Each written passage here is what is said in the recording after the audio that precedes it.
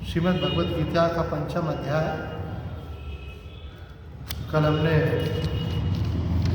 5वें अध्याय के 14वें श्लोक का मनन किया, जिसमें भगवान श्री कृष्ण कहते हैं, न कर्तृत्वं न कर्माणि लोकस्य सृजति प्रभुः, न कर्मफल संयोगम स्वभावस्तु प्रवर्तते। 3 चीज़ें भगवान ने कही यहाँ पे, कर्तापन, दूसरा कर्म और फिर तीसरा कर्मफल संयोग। जीवन में 3 चीज़ें होती हैं। एक तो व्यक्ति कुछ करता है, वो क्या करता है, कोई कर्म करता है और उस कर्म के परिणाम स्वरूप उसको कुछ फल प्राप्त होता है। तो मनुष्य के मन में कभी कभी ऐसा विचार आते हैं कि कुछ करने का विचार क्यों आता है। भगवान ने ऐसी प्रेरणा दी है कि कुछ करो, नहीं तो विचार ही नहीं आता, आदमी बैठा रहता, ख्याल ही नहीं आता। बोलो ये विचार भी तो भगवान ही देता है। भगवान विचार देता है कि कुछ करो, फिर मन में आता है कि भाई क्या करें, तो फिर आप कोई अपने विचार करके फिर आप निर्णय करते कि ये कर्म करना चाहिए। फिर जब कोई कर्म आप करते हैं तो स्वाभाविक रूप से उसके किसी फल की प्राप्ति आपको होती है। फल की प्राप्ति कौन करवाता है, और कर्म जो है वो किसकी प्रेरणा से हो रहे हैं, तो ऐसा लगता है जैसे मानो ईश्वर करवा रहा है। तो यहाँ पे स्पष्ट बोला है कि ईश्वर ये सब चीज़ें नहीं करता है। तो बोले फिर कौन करता है, बोले हमारा जो साक्षी स्वरूप है वो करता होगा। बोले वो भी नहीं करता है, तो फिर कौन करता है। तो कहते हैं जीव के अंदर जो संस्कार होते हैं उस संस्कार के अनुसार उसको प्रेरणा होती है। कुछ लोग ऐसा बोलते हैं कि भगवान की ऐसी प्रेरणा हुई तो यहाँ तीर्थ में आना हो गया, सत्संग में आना हो गया। तो बोले ये प्रेरणा जो होती है ये अलग अलग लोगों को अलग अलग प्रेरणा होती है। जो सात्विक लोग होते हैं उनको प्रेरणा होती है चलो वृंदावन, चलो हरिद्वार। जो राशिक होते हैं उनके मन में आता है कि चलो कोई हिल स्टेशन कहीं एंजॉय करने चलेंगे।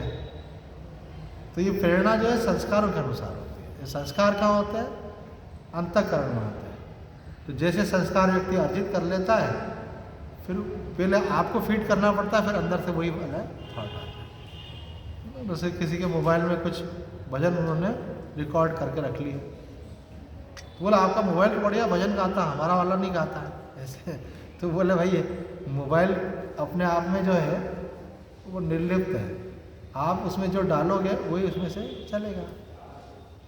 लैपटॉप में, कंप्यूटर में आपने जो सॉफ्टवेयर डाल रखे हैं उसके अनुसार ही वो काम करेंगे।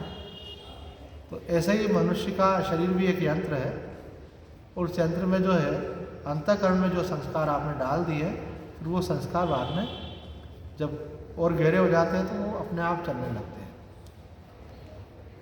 उसी को आदत भी बोलते हैं। वैसी आदत पड़ जाती है, कोई चीज़ करते रहो तो आदत पड़ती है।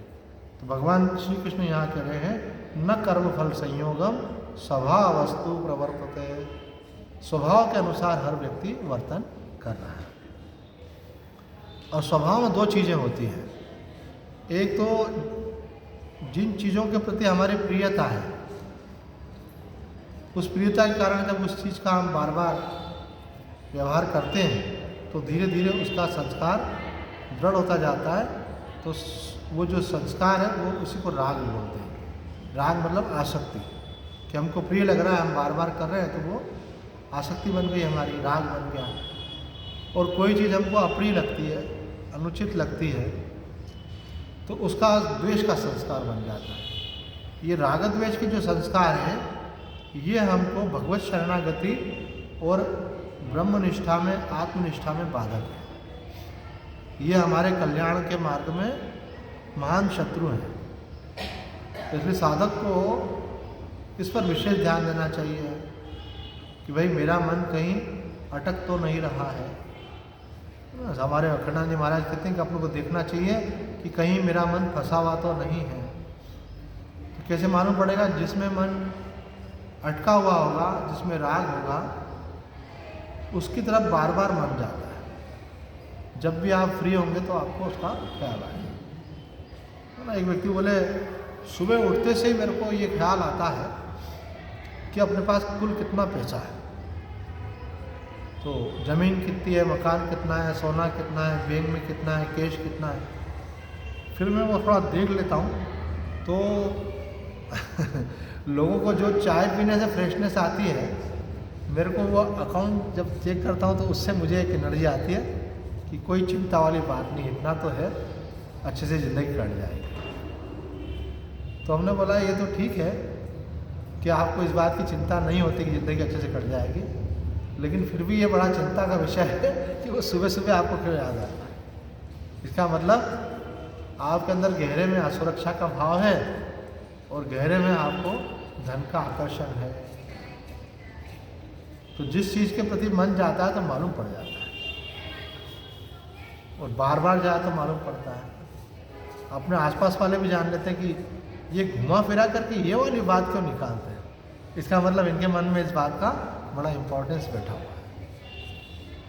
तो भगवान कह रहे हैं ये जो संस्कार है राग द्वेष के, ये जो है आपको तादात्म्य से मुक्त नहीं होने देते, मतलब आप उससे जुड़े रहते हो। जैसे कोई चीज़ अपन कहीं चिपकाओ, है ना, एक मंदिर में हम गए तो कुछ लोग वहाँ परिक्रमा करते थे, परिक्रमा करने के बाद मंदिर की दीवार पे से सिक्का चिपका दे। उनका होगा कोई रिवाज ऐसा, मैंने कहा क्यों चिपका रहे, बोले ये सिक्का चिपक जाए तो मतलब हमारी कामना पूर्ण हो ऐसे।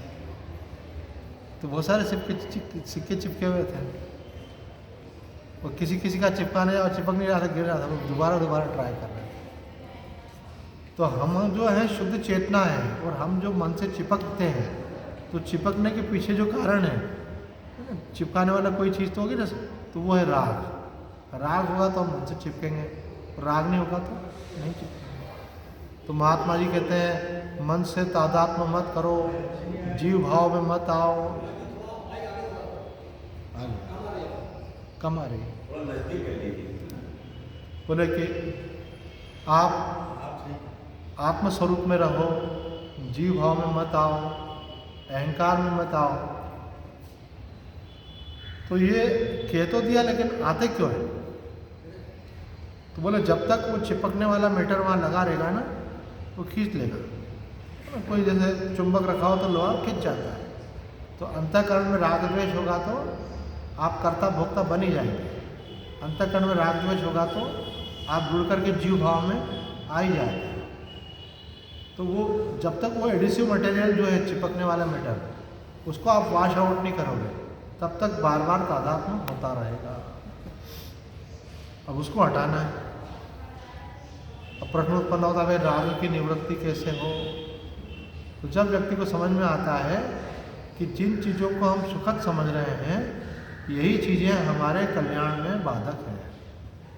हमको छोटी चीज़ मिल रही है, मानो छोटा सा सुख मिल रहा है, लेकिन जो हम महान सुख प्राप्त करना चाहते हैं उससे हम वंचित हो रहे हैं। तो साधक जिसको कल्याण की आकांक्षा है, उसको फिर संसार के सुखों से वैराग्य होने लगता है।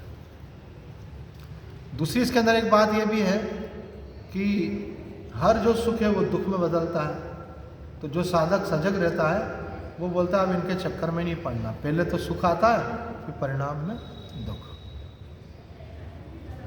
जो साधक विवेकी होता है वो ये भी जानता है कि वास्तव में सुख भी माना हुआ है, मैंने मान लिया इसलिए मुझे अनुभव हो रहा है, जिसने नहीं माना उसको नहीं हो रहा है। अब जिसका मन है मुझे सत्संग ज्वाइन करना है, उसको सत्संग मिला तो उसको अच्छा, मन को अच्छा लगता है। लेकिन जिसकी रुचि नहीं है तो उसको बोलो चलो तो भी नहीं चलेगा वो। तो जब आपकी संसार में से महत्व बुद्धि हट जाती है, सुखत्व बुद्धि हट जाती है, तो धीरे धीरे आप वहाँ से अपने आप में लौटने लगते हैं। तो भगवान यहाँ कह रहे स्वभाव वस्तु प्रवर्तते, हर मनुष्य स्वभाव के अनुसार वर्तन करता है और स्वभाव में रागत द्वेष है। इस कारण से तादात्म्य होकर के जीव भाव को आप प्राप्त हो जाते हैं। हमने कल देखा था कि शंकराचार्य जी कहते हैं कि आत्मा स्वयं नहीं करता तो फिर कौन आत्मा से करवाता है और कौन कर रहा है? भगवान ने स्पष्ट ही कर दिया है कि वो स्वभाव के कारण हो रहा है, प्रकृति के कारण हो रहा है। पर यहाँ उन्होंने एक शब्द और एक्स्ट्रा दिया अपनी तरफ से कि ये अविद्या के कारण हो रहा है। माया के कारण हो रहा है। तो ये अविद्या किसको कहते हैं?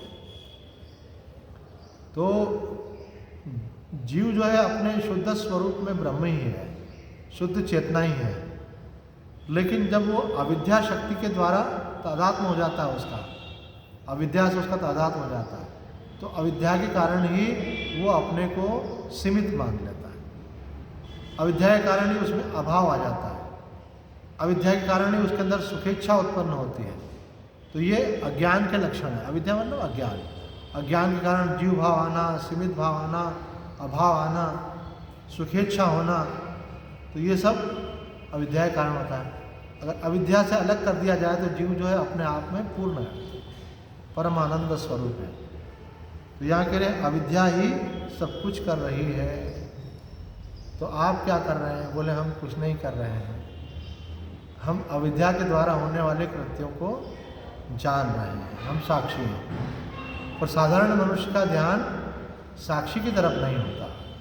ये साक्षी चेतना के लिए एक बहुत उच्च कोटि के संत स्वामी आत्मानंद जी महाराज ने ये बात कही है कि आपका मनुष्य जन्म तब सार्थक है जब आप में साक्षी चेतना का उदय है। अगर नहीं है तो आप और पशु पक्षियों में कोई भेद नहीं। एक डॉक्टर शारदा थे, वो वैज्ञानिक भी थे, डॉक्टर भी थे। उन्होंने अनुसंधान करने का एक विषय चुना। उन्होंने विषय चुना कि मनुष्य और बाकी प्राणियों में क्या फ़र्क है, इसको मुझे पता लगाना है। तो हम देखा कि अरे ये क्या बात है, हमारे अंदर जैसे सारे ऑर्गन सिस्टम से वो काम कर रहे हैं, उसी प्रकार से पशु पक्षियों में भी वही काम कर रहे हैं, है ना। हमारा एक डाइजेस्टिव सिस्टम होता है, खाना खाते हैं हम, कैसे हजम होता है, तो उसकी पूरी एक सिस्टम के अंदर बहुत सारी चीज़ें आती हैं, वो सब तो उनके अंदर भी होती हैं। एक नर्वस सिस्टम होता है, नसों का पूरा मकड़ जाल होता है नीचे से ऊपर तक। तो हमको कोई चीज़ दिखती है तो उन नसों के द्वारा वो ज्ञान मस्तिष्क तक पहुंचता है। कोई सुनते हैं तो वो मस्तिष्क तक पहुंचता है। फिर पहुंचने के बाद फिर वहाँ से आदेश होता है कि अपना हाथ आगे बढ़ाओ, अपने पैर आगे बढ़ाओ, उठ जाओ, बैठ जाओ। तो आदमी उठ जाता है, बैठ जाता है। तो कौन संदेश, कौन ये संदेश वाहिका जो है नसें हमारी। तो ऐसे 12 ऑर्गन सिस्टम हमारी बॉडी में काम करते हैं, देखने से लेके, खाने से लेके, है ना, नसों का तंत्र, तो हड्डियों का तंत्र। तो बोले ये सब तो पशु पक्षी में भी है। अब बोले समझ की बात करें तो बोले ऐसा भी नहीं है कि वो कुछ नहीं समझते, वो भी समझते हैं। वो भी समझते हैं कि कहाँ से रोटी मिलेगी और कहाँ से डंडा मिलेगा, और क्या खाने योग्य और क्या नहीं खाने योग्य। और जो व्यक्ति भी पहचान जाते, कोई व्यक्ति अगर रोज उनको कुछ देता रहे तो उसको देख करके वो प्रसन्न होता है। तो बोले अकल इनको भी है, बारिश हो रही है तो वो भी तोड़ करके सूखी जगह आगे बैठ जाएंगे।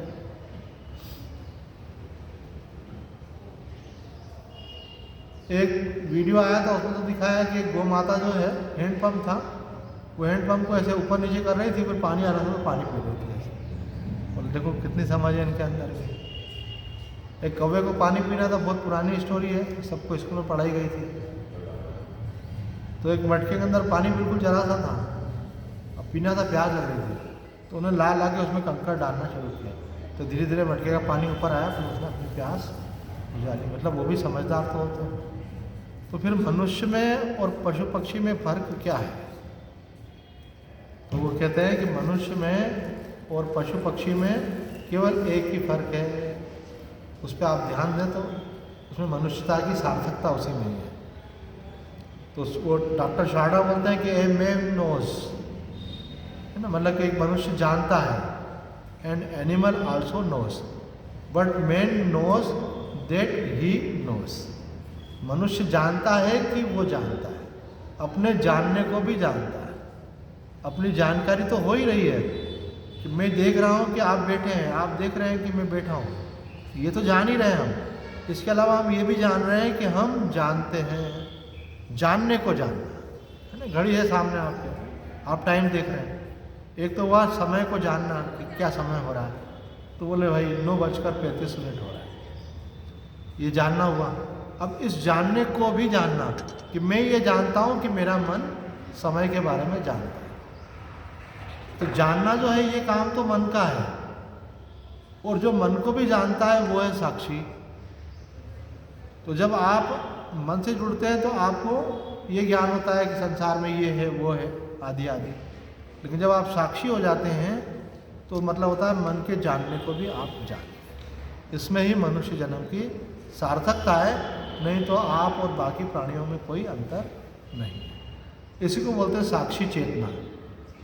तो बोले महाराज जी अगर ध्यान दे करके ये मालूम भी पड़ गया है कि हम साक्षी चेतना है, हम मन नहीं है, तो उससे लाभ क्या होगा? हाँ बोले अच्छी बात है आपने पूछा। इससे लाभ ये होगा कि मन कभी सुखी होता है कभी दुखी होता है, और जब आप साक्षी हो जाएंगे तो ना आप सुखी होंगे ना आप दुखी होंगे। मन तो कभी चिंता करता है, कभी भय करता है, कभी तनाव करता है, और जब आप मन से पीछे हो जाएंगे तो ना आपको चिंता, ना भय, ना तनाव। तो बोले क्या अज्ञानी के आत्मा को, अज्ञानी के अंदर जो साक्षी है उसको चिंता भय तनाव होता है क्या? बोले नहीं होता है।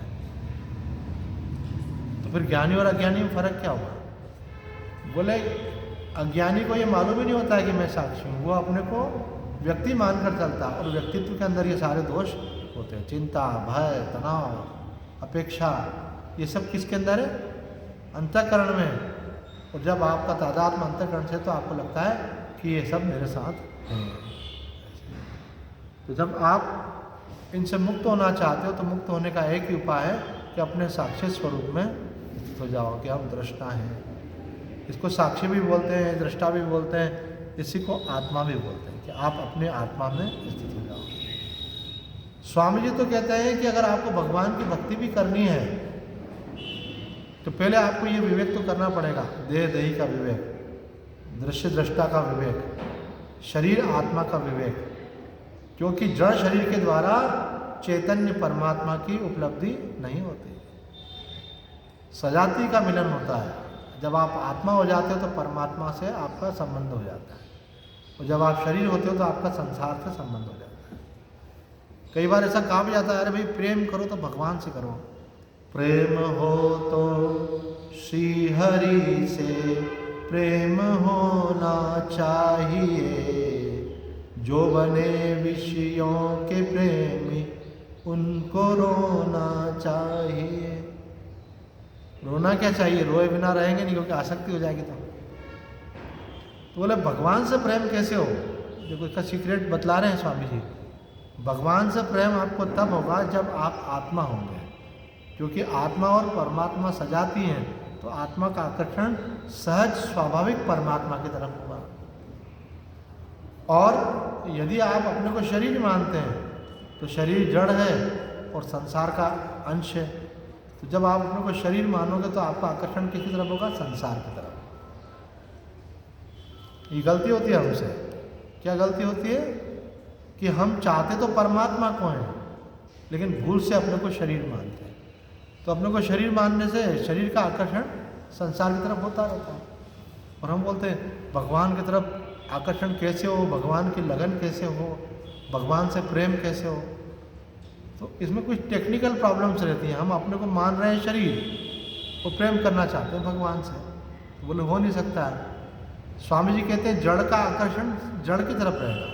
जब तक आप अपने को शरीर मानेंगे, बिना किसी प्रयास के आपका आकर्षण संसार के पदार्थों की तरफ ही जाएगा। और जब आप अपने को शरीर नहीं मान करके साक्षी रूप में देखेंगे, चेतना रूप में देखेंगे, तो आपको कुछ प्रयास नहीं करना पड़ेगा।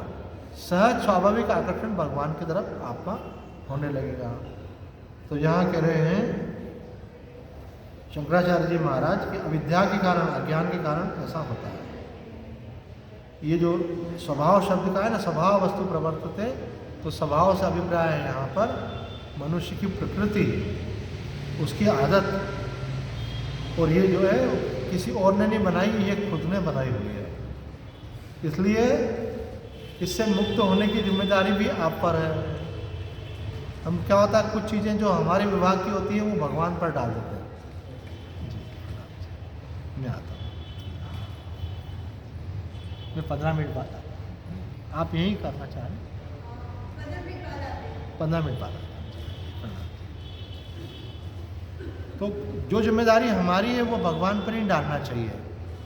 भगवान की जिम्मेदारी अलग है, हमारी जिम्मेदारी अलग है। देखो भगवान की क्या है तो आदि शंकराचार्य महाराज कहते हैं दुर्लभम त्रयमेवेत देवानुग्रहेतुकम मनुष्यत्वम मुमुक्षुत्वम महापुरुष संशय। भगवान ने जो है कृपा करके हमको 3 चीज़ें दी। एक मनुष्य का शरीर दिया, हमको मुक्त होने की इच्छा दी, और जब मुक्त होने की इच्छा मिली तो कोई गाइड करने वाला चाहिए तभी मुक्ति मिलेगी। महापुरुष संश्रय, महापुरुषों का संग दिया। ये भगवान का काम है। हर कोई अपना अपना काम करे, भगवान अपने काम में कोई कमी नहीं रखते। उनने हमको मनुष्य का शरीर दे दिया और उन्होंने कृपा करके हमको मुक्त होने की इच्छा दे दी, और फिर हमको महापुरुषों का संग दे दिया, सानिध्य दे दिया। अब महापुरुष आप पर क्या करेंगे?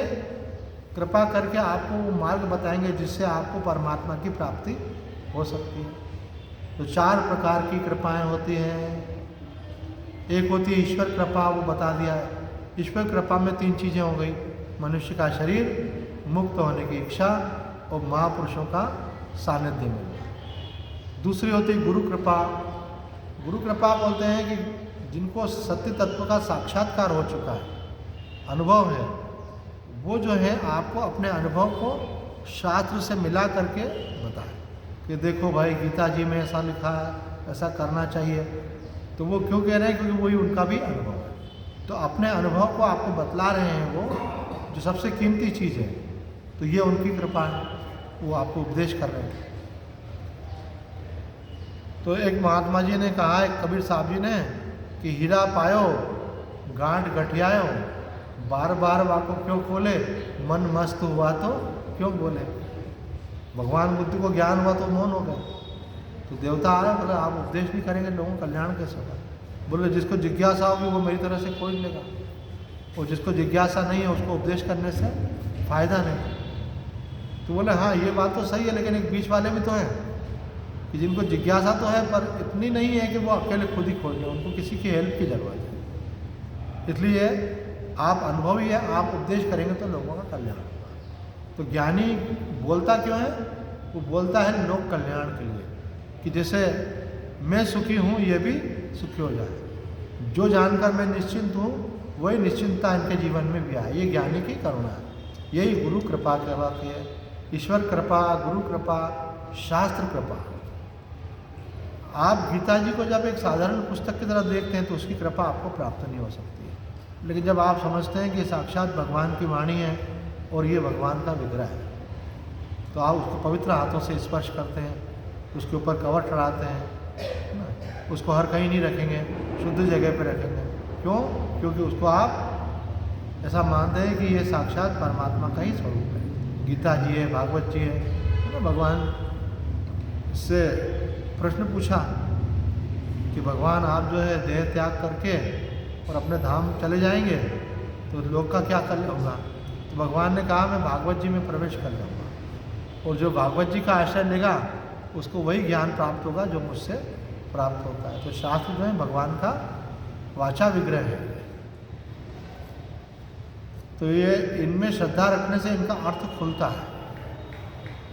शास्त्र की वाणी का अलग अलग लोग अलग अलग अर्थ करते हैं, तो जिसकी जितनी श्रद्धा होती है उसके अनुपात में शास्त्र अपने अर्थ को प्रकाशित करता है ना। एक स्वामी जी ने ऐसा कहा है कि कोई लोग कोई ग्रंथ की व्याख्या करते हैं ना, तो वो कहते हैं कि गीता जी का यही अर्थ है। तो बोले ये जो है तुम्हारा दुराग्रह है, गीता जी का यही अर्थ नहीं है। गीता की कृपा होने से मुझे ये अर्थ समझ में आया, भगवान की कृपा से मुझे गीता जी का ये अर्थ समझ में आया। ऐसा नहीं मानना चाहिए कि जो मुझे समझ में आया वो फाइनल है, क्योंकि भगवान की वाणी तो पात्रता के अनुसार अंदर से प्रकाशित होती है। शास्त्र कृपा हो गई। अब एक और है, वो है कि भाई भगवान ने भी कृपा कर दी, गुरुजी ने भी कृपा कर दी, शास्त्र का अर्थ भी आपको समझ में आ गया। अब प्लीज़ प्लीज़ प्लीज़ आप अपने ऊपर कृपा करो।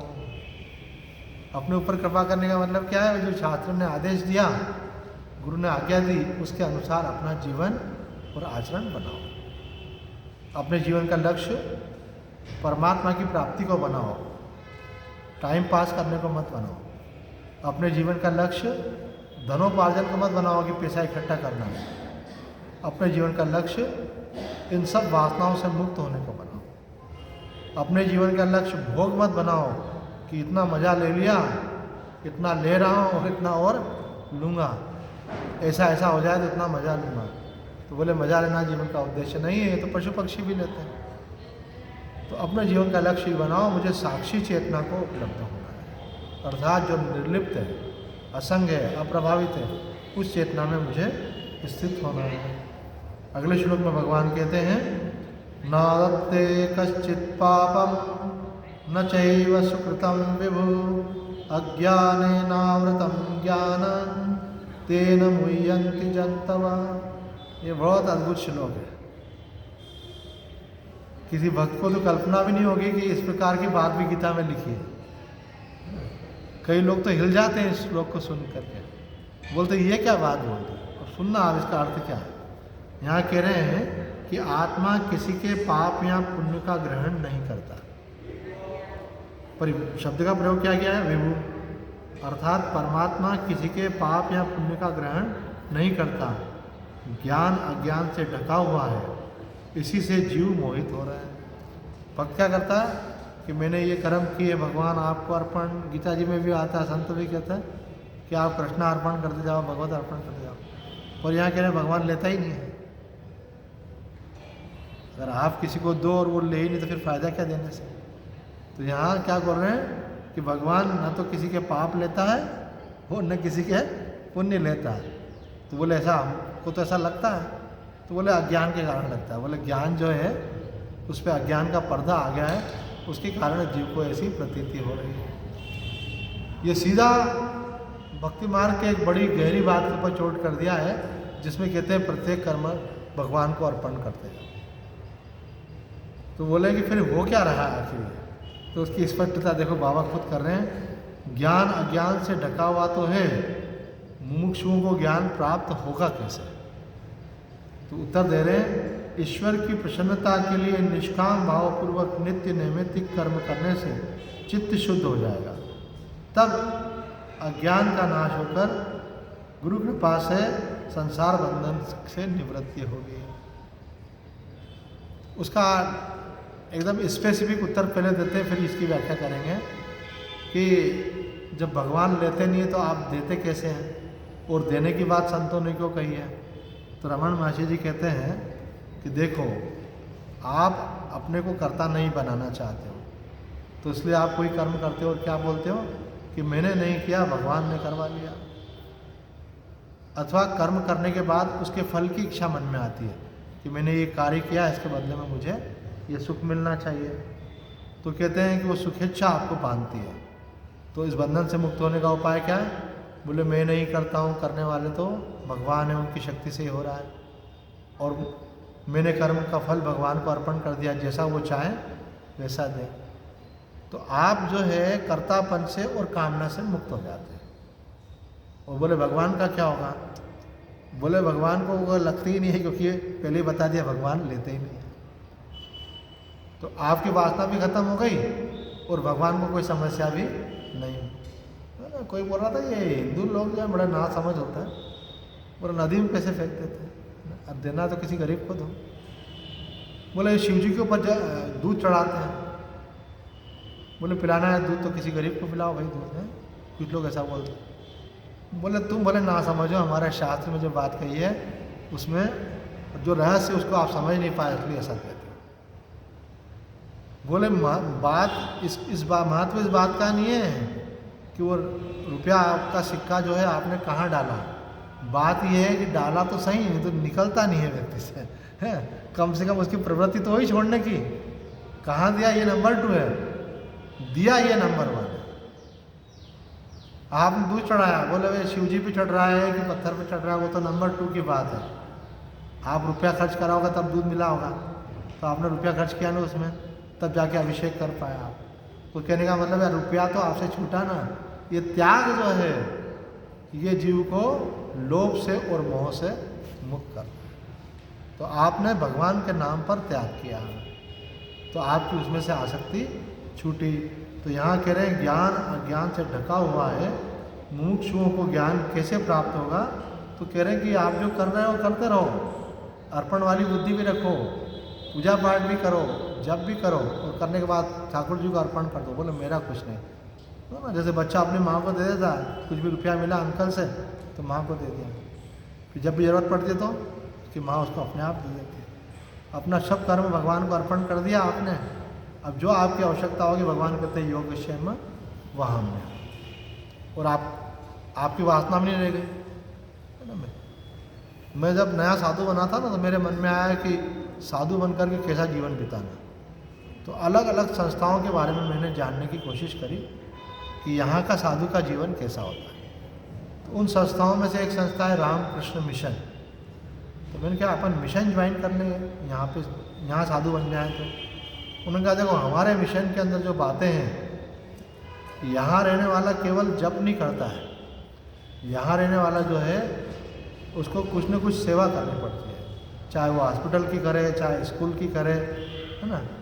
कोई न कोई प्रकल्प हमारे जो खुले हुए उसमें कोई सेवा उसको करना पड़ती है, लगभग 8 घंटे तक, 1-2 घंटे नहीं 8 घंटे। तो मैंने बोला इतना काम करना तो संसार में नहीं करेंगे। बोले संसार में और यहाँ में एक ही फ़र्क है, संसार में आप काम करते हो और यहाँ पे सेवा होती है। संसार में आपको उसके बदले में जो पैसा मिलता है वो आप अपने बैंक अकाउंट में डालते हो, और यहाँ जो पैसा मिलता है उसको आप नहीं रख सकते, वो आपको संस्था को देना पड़ता है। फिर मैंने कहा जीवन निर्वाह कैसे होता होगा? बोले उसकी जिम्मेदारी संस्था की।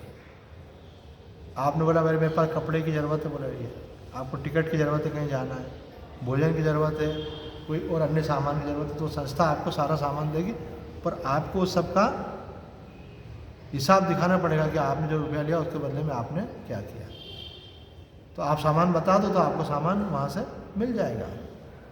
तो आपको संस्था देती है, वो आपको आपकी आवश्यकता के लिए, जैसे योगक्षेम वहन आपका संस्था करती है, और आप क्या करते हो, आप जो सेवा करते हो उसको निष्काम भाव से करते हो, उसका फल सारा संस्था को ट्रांसफर हो जाता है। अब देखो आप, बड़े मज़े की बात है यहाँ पे, आप ध्यान देंगे तो कि जो संसार में व्यक्ति कर रहा है वही बाबा जी कर रहे हैं वहाँ पे। यहाँ भी काम कर रहे हैं, वहाँ भी काम कर रहे हैं, बस थोड़ा सा बस भावना का फ़र्क है। यहाँ काम कर रहे हैं पैसे के लिए, वहाँ काम कर रहे हैं संस्था के लिए। यहाँ जो मिल रहा है उस पर लगता है कि मेरा पैसा है, मेरा अधिकार है, वहाँ जो मिल रहा है हमको लगता है कि भगवान जो है संस्था के माध्यम से हमारा योगक्षेम वहन कर रहे हैं। ये कितना बड़ा फ़र्क हो गया, भाव का बड़ा फ़र्क है। और यही वाला भाव जो है संसार में रह के भी मनुष्य रख सकता है। आप कोई भी कर्म करो तो आप ये मत सोचो अपने लिए कर रहे हैं, भगवान के लिए कर रहे हैं। और जो भी परिस्थिति आपको मिल जाए तो सोचो कि यही भगवान की इच्छा है, उसको प्रसन्नता से स्वीकार कर लो। भगवान यहाँ कह रहे हैं अज्ञानेन आवृतम ज्ञानम तेन मुह्यन्ति जन्तवः। ये हमारा जो विवेक है इस अभिमान से ढक गया है कि मैं कर रहा हूँ, इस अभिमान से इस अज्ञान से ढक गया है कि मुझे कुछ चाहिए। आपको कुछ चाहिए नहीं, आप तो नित्य शुद्ध बुद्ध मुक्त आत्मा हो। और रही बात शरीर की, उसके लिए जो आवश्यक होगा तो भगवान उसका पालन करते हैं, क्योंकि आप उनकी शरण हो गए हो। अब यहाँ पे दूसरा प्रश्न उठाया है, निर्विकार ब्रह्म में यह विकार कैसे पैदा हुआ है ना, कि आप जो ऐसा सोचते हो, यहाँ जो श्लोक है ना कि प्रभु किसी के पाप पुण्य को ग्रहण नहीं करता, अज्ञान के कारण मनुष्य को ऐसा लगता है कि हमने अपने कर्म जो है भगवान को अर्पण कर दिया। तो बोले ये अज्ञान कैसे हुआ? उसका उत्तर दे रहे हैं ये विकार कैसे आया आपके अंदर? तो बोले कि विकार आया नहीं, आत्मा में विकार नहीं है, ब्रह्म में विकार नहीं है। तो बोले ब्रह्म में कोई विकार नहीं है, किंतु बुद्धि से तादात्म्य होने से ऐसा मालूम पड़ता है। ये आपको भ्रांति क्यों हो गई? करने वाली है बुद्धि और आप बोलते हो मैं कर रहा हूँ, तो जुड़ जाने के कारण लगता है मैंने किया और मैंने अर्पण किया। जैसे आपने बोला कि स्वामी जी मेरी तरफ से ये 100 रुपये दक्षिणा, तो पहले तो आपने 100 रुपये को अपना माना, दक्षिणा तो बाद में दोगा। बोले मैंने ये 100 रुपये अर्पण किया, तो ये आपने अर्पण किए है, पर पहले आपके हैं भी कि नहीं ये तो पता लगाओ। तो अज्ञान के कारण वस्तु को अपना मानता है और अपना मान करके फिर वो बोलता भगवान को अर्पण। तो ये बोले यहाँ पे अज्ञान से ज्ञान ढका हुआ है, इस कारण से जीव हुए पहले कर्म का अपने को कर्ता मानता है और फिर वही कर्म भगवत अर्पण करता है। आप करता नहीं हो ये जान लोगे तो फिर अर्पण का प्रश्न भी नहीं रह जाएगा। आज इतना ही। आइए प्रेम से भगवान का नाम लें। श्रीमन नारायण नारायण नारायण,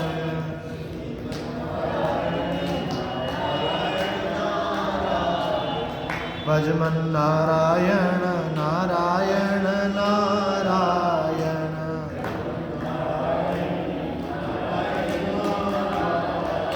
श्रीमन नारायण भवतारायण,